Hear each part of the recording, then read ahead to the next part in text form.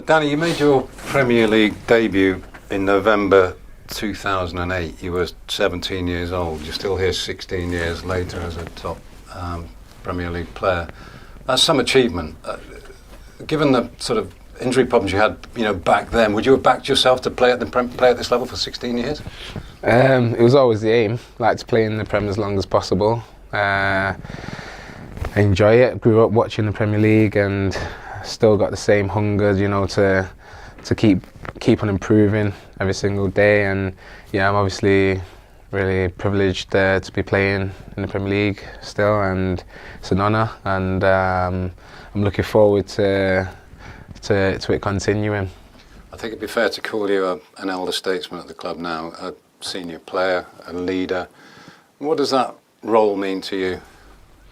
I think for me, yes, I'm one of the older players, and I'm one of the boys that any of the lads can come and have a chat to, can ask for advice. I'm always there, open to giving advice on like my past experiences, not just for myself, but what I've seen at numerous different clubs and different situations that players have been through. And yeah, I've got a lot of experience within that.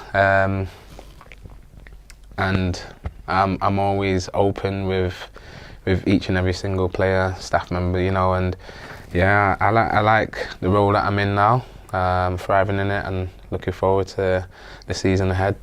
Because this is a club that places a high value on people of your seniority and experience, doesn't it? Do they ask it of you, or do you give it yourself? Do you volunteer advice and leadership, or is it kind of almost in your contract to do that on behalf of the coaching staff? Yeah, well, they better pay me a bit more if it's in the contract. Leadership bonus, yeah. You'll have to have a word with the owners. No, it's just like, I think as a person, like how you are as a character, how you behave on and off the pitch, you kind of just fall into the role. And there's been some great senior pros at the club that I've played alongside here. A couple of them have left this summer, which is really unfortunate. Some great players and great guys, and so maybe the responsibility falls a bit more heavier on the remaining senior pros, but it's one that we take with open arms. We take that role and we thrive upon it. Just going back to the Premier League, Danny, obviously your longevity in it, I think you're probably best placed to describe how much it's grown since you've been involved in it. Can you see a big difference? Yeah, definitely. I think there's so much attention to detail with tactics and how you're preparing for games, like within a week, the training sessions. I think if you go around to all the different clubs, training sessions from when I first started playing in the Premier League to now, I think there's so much more attention to detail. How are you going to prepare? How are you going to break down teams? How teams are going to play against you? I think from then to now, it's a huge difference. That's internally, but what about externally? Like the media attention, the coverage it gets? Yeah, obviously the Premier League, it's always been like one of the most watched leagues in the world, and now it's still the same. It's the most watched, and I think social media plays a huge part. So when I first started playing social media, it was just Facebook. I think it was. I think it was just Facebook. Now there's all the apps and all that going on, and yeah, I think it's massive. Like when I can look back at my time coming through the academy, and then looking at it now, like players coming through the academy now to break it through to the first team, like the amount of exposure that they've got, it can be difficult to handle. Depends on the character, how they take it. Then there might be different sort of egos. Players might think they're better than they are, for example, just because they've got maybe like a bigger following or something like that. So it's part and parcel of football these days. It's part and parcel of life, and you've got to adapt, you've got to change and get with the ways. So the exposure has definitely increased. Because, of course, at Manchester United, where you started, you were very protected when Sir Alex Ferguson made a big thing about protecting young players and keeping them out of the limelight and keeping their profile down. I can remember asking for interviews with players at United and him saying, no, not until he's 25 or something. So it's a bit different for these lads, isn't it? As you say, they come in here now and they've got huge profiles already, and that takes a bit of managing, doesn't it? Yeah, 100%. And I think in life, you have to go through certain situations to develop the experience of, handling different, maybe you're going through a down stage, a down phase or an up phase. How you handle that is key to progressing as a player and as a person. So there's not as much protection maybe like as back in the day, but I still think like the characteristics and your behaviour and your mentality it's huge for you to progress at the level you want to get to. Is it fair to say you keep a fairly low profile in the sense that you're not on billboards all the time, and is that deliberate? Do you just want to get on with the job and be left alone to do your work? Is that how you see it? I think from my upbringing, from my parents, so like very humble beginnings, and growing up at Manchester United Academy, and there was certain ways how you had to act and behave, and not just on the pitch, off the pitch, and there's certain things like if you're not, I don't know, like I don't want to throw people under the bus, like, but I don't know, there's certain players that will maybe be a bit more out there, open, and sometimes it's maybe frowned upon as like, oh, you're not really concentrating on being the best you can be. But as I said, that's life, and you adapt, and certain players are really good at handling both on and off the pitch, and I think for me, I was always just focused on the football, and yeah, that's how I am as a person. Were those rules put into place after Bex? Well, Bex is his own person. Yeah. Hey, I think he's happy now, isn't he? He's doing all right.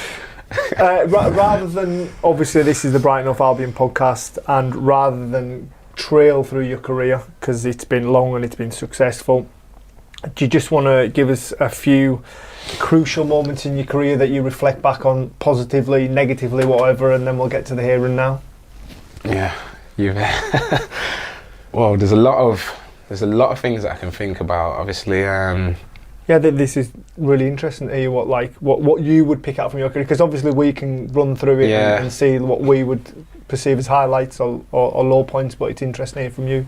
Yeah, so I say like the changing of clubs is always like it's a bit of a tricky situation, because you're going to a different club, different culture, different environment. Obviously I'd grown up at United through the academy from 8 years of age, then got into the first team, played, had some very successful moments there, and loved it. And then there's a change of manager. Maybe that manager doesn't see you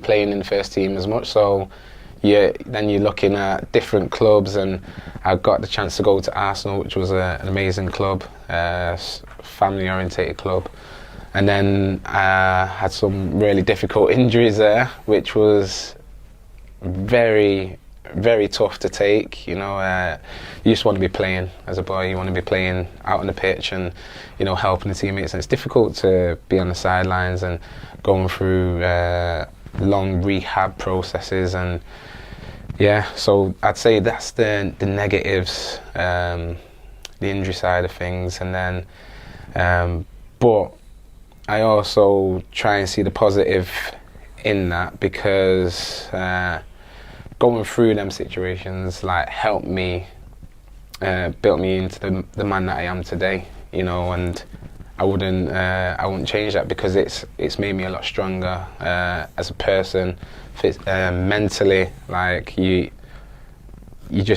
You go through so much, but once you've come out on the other side, you're you can handle anything really, and so with that it helps. And say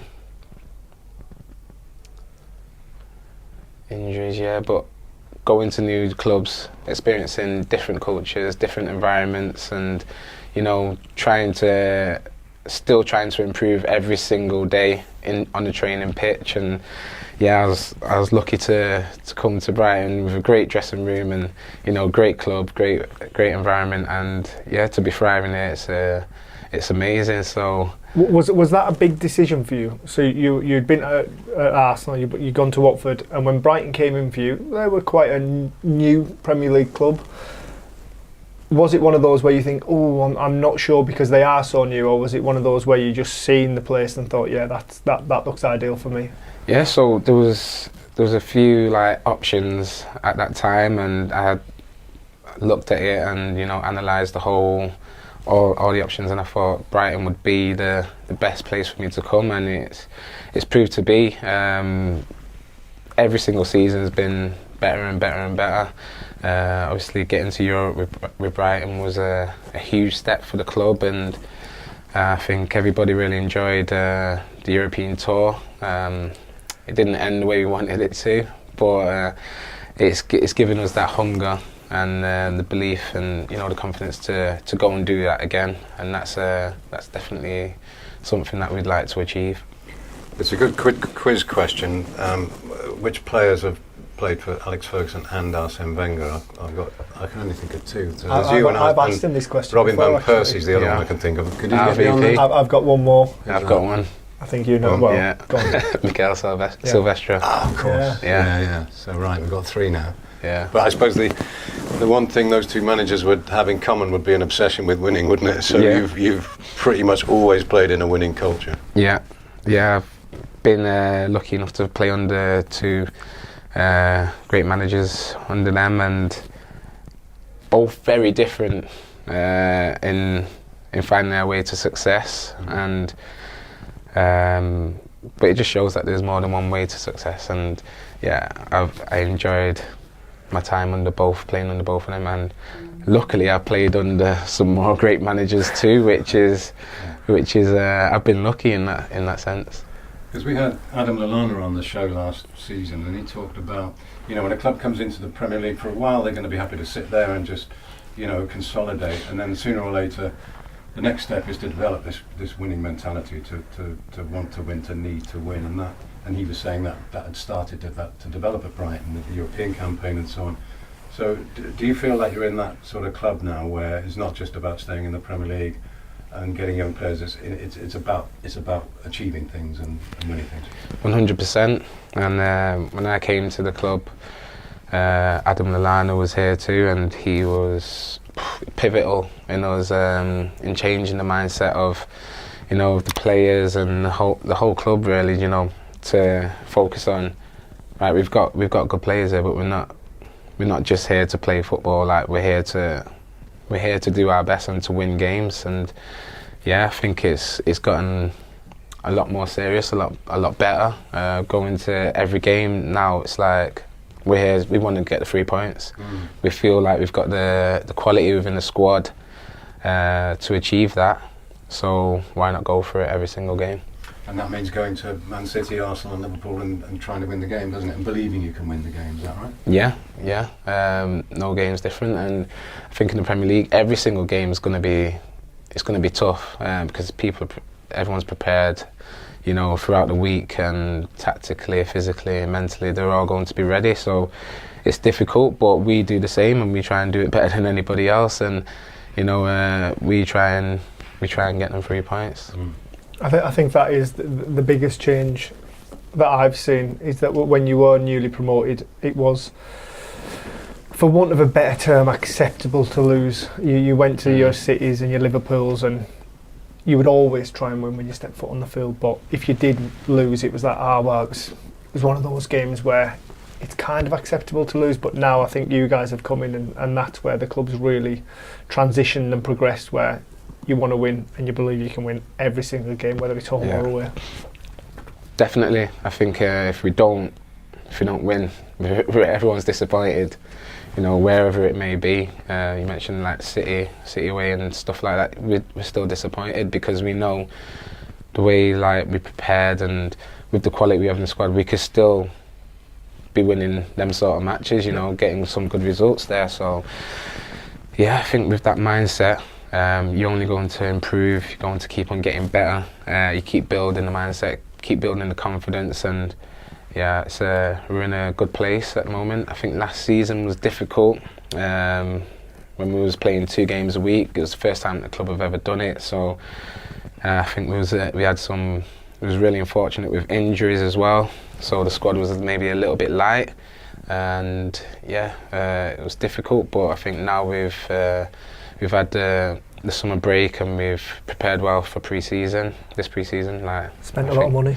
Spent a lot of money. Spent a lot of money, yeah. I think everybody's raring to go now. Can't wait for the season to start. You talked about adapting to clubs. What about adapting to new managers? Because that's what you're doing at the moment. I wonder what the key is for a player when a new manager comes in. Is it to kind of keep an open mind, to listen, to forget everything that's happened and to start afresh? How do you approach a new manager starting? Listen, football is a cutthroat business, yeah, and it's like I've been lucky enough to. I've been in a lot of situations where managers are left, managers have been sacked, and you know, that sort of stuff. So to have that experience and knowing that a new manager's going to come in and how to approach that situation, you've kind of got to not forget what's happened in the past, like keep that within you, because every single manager can make you better as a person, as a player, whether it's positive or negative. And I try to let everybody I know that I talk to, let everybody know that. And you know, I always try to think of it like the grass. I don't know, things aren't always as good as they seem, and things aren't always as bad as they seem. So like, if a manager leaves and you've had a great connection with him, then you never know what's round the corner.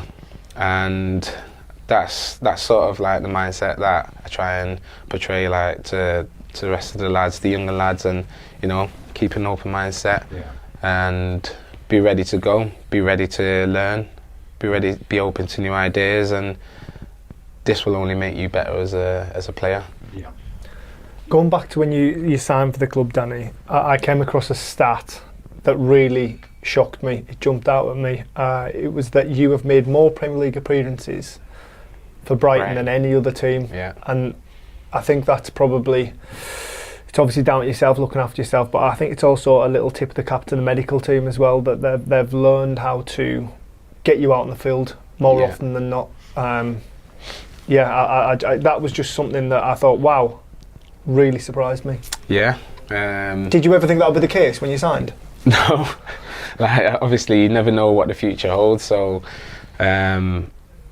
but as I said, like, as going through them tough times with the injuries and stuff, you learn more and more about your body, you feel more confident, like, in how you train and how you prepare yourself throughout the week, ready for the weekend. And I think with the medical team, they always looked out and maybe said, like, oh, maybe we might have to modify a little bit of training here on a certain day.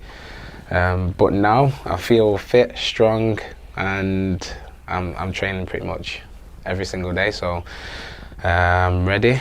I'm ready to go for the new season. Didn't think the record appearances for each club would be at Brighton, but that's how it is. I want to keep on pushing that up further, even more. So ready to go. What are the advantages of being 33 and as experienced as you are in the Premier League? Because sometimes when you come on, you cause havoc very, very quickly. I mean, so is it reading of the game, do you think, that gets better and better as you get older? You know, you come on the pitch and you see the space, you see the gaps, you see where you can hurt teams. Yeah, definitely. I think experience is invaluable. And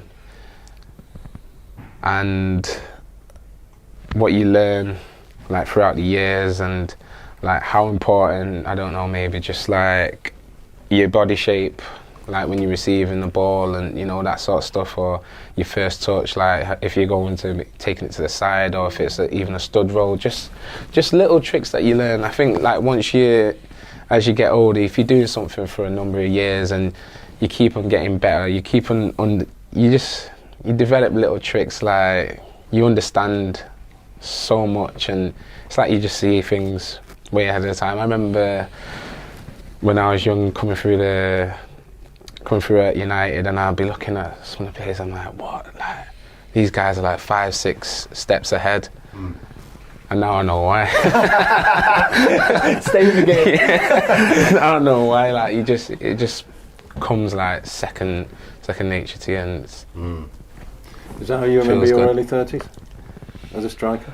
Yeah, I'd probably made all my mistakes before this.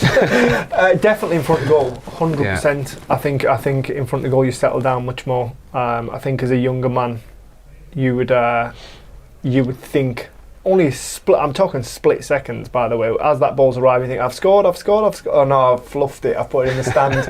But as an older man, you don't sort of get that. You're a bit cooler. You're a bit calmer.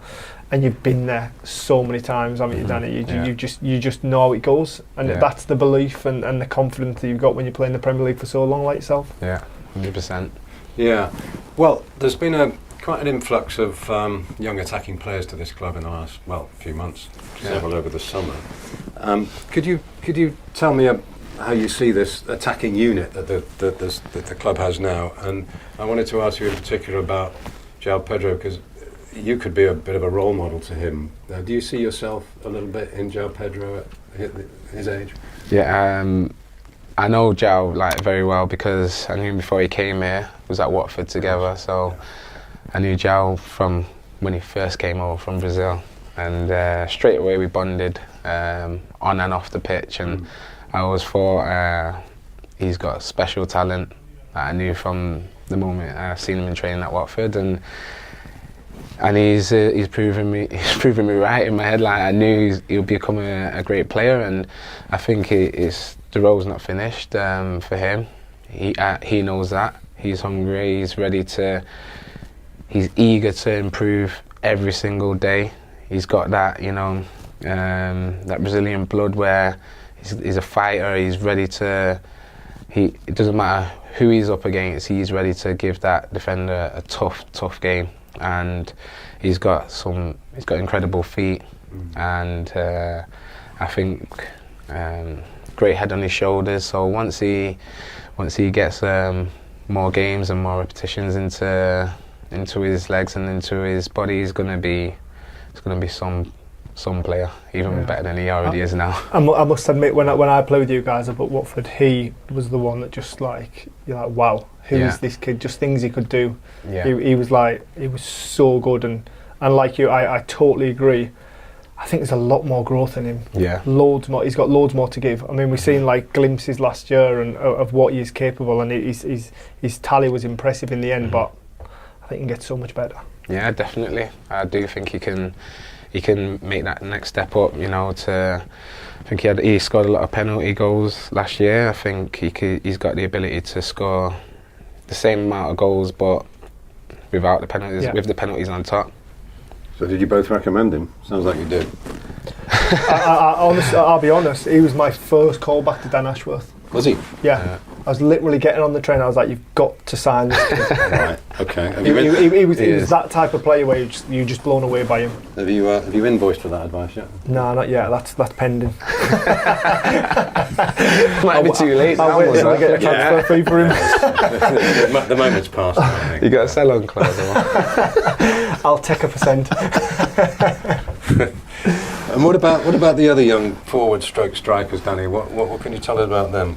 Well, we've got a great group of attacking players at the club, and I think obviously Evan, he unfortunate, with injury last season, and was one of them where once he gets his games, and this season I'm pretty sure he's going to be just as lethal as he was when he came into the side, and he's a predator in the box. There's not many like him around. He's big, strong, but he's agile and lethal in the box, and I'm looking forward to seeing him back on the pitch. And obviously we've got a lot of new players that have come into the side, and I think with the wingers that we've got, and Solly coming back too.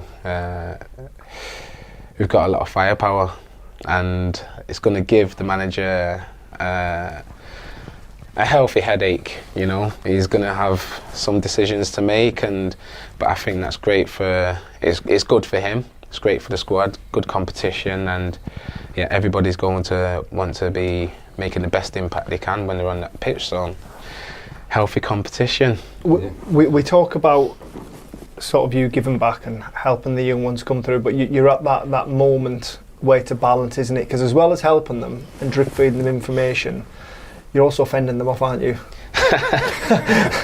Do you know what? I don't really see it as like I'm fending them off. Like I know that the qualities that all of these players have, for them to be playing elite level in the Premier League, you know, you've got to be special, and each and every one is in their own way, and you know, and so am I. So it's one of them where you just you know, you train every single day. The competition's there. You want to be better. You want to be better as a player. You want to be better to help the other person be better. Like the manager says it now. It's like being a great teammate it's not just being the best you can be, but it's like pushing your other teammates as well to be the best that they can be. So I think that's a great way to put it. We often ask our guests this, what's your life like away from the club? Do you have any particular... I don't think I've ever seen you in Brighton, Ho, but you presumably have hobbies and you do stuff away from the game, you've got outside interests. Do you know what? I'm boring. I've got no life. Really? I've got 2 kids. Oh, right, okay. 2 little girls and missus, and you know, just go home, have some family time, go to the beach sometimes. I don't see you at the beach, so... No. Yeah, Would you go in that water?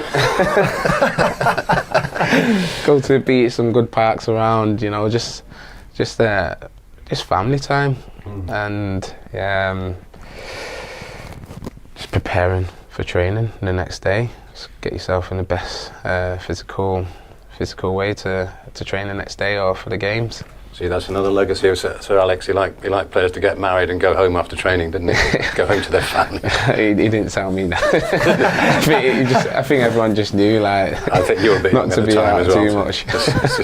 But it is that is as you get older in the Premier League, that is part and parcel of it. You've got to give almost even more to it, haven't you? Yeah, definitely. I think when you're young, you can just do whatever you want and then be ready to go again. And now I think for me, I still feel really good, fit, strong. I still feel young, to be honest. And so do I, but I'm not Danny. It's all in the mind, isn't it? The body says different. But yeah, I think I prepare well. I make sure I'm good to go for training, and yeah, it's them little percentages, just try and add them up, and yeah, feeling good up until now. Just finally, Danny, they used to say about you at Man United that you had this tremendous confidence and certainty and enthusiasm as well, but belief in yourself. And it sounds as if that belief has survived every setback and it's still with you now. Yeah, I think the setbacks, some people can take them in different ways, and I take it as, like, I remember it's been times where I'd been out for 9 months with the injury, came back, played a couple months, and I remember I was like feeling good, feeling strong at Arsenal, and then I'd just get a collision, get a knock off a player, and he's hit my knee.